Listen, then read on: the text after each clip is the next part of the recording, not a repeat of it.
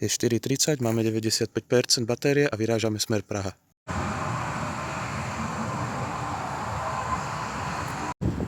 Takže sme v Prahe, nabrali sme aj druhú polovicu výpravy, zdravíme gamesákov a pokračujeme ďalej do Nemecka. Máme 2 hodiny, dali sme si rýchly 15-minútový obed a aktuálne máme nabitých 96%, 400 km do Kolína, takže pomaly vyrážame ďalej. Já bych to nepřeháněl. Já si myslím, že toto auto má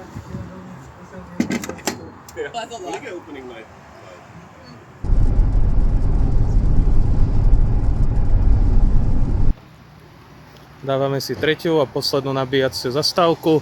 Zostáva nám na dobitie 10 minút a pokračujeme smer Kolín.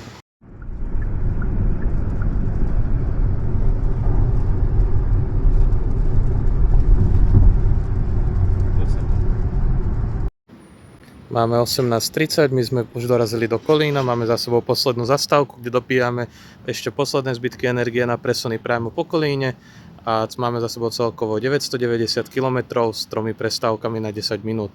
A toto zvládlo úplne bez problémov a prakticky s minimálnym zdržaním. Ak chceš viac podobného obsahu z našich ciest, daj like a napíš koment.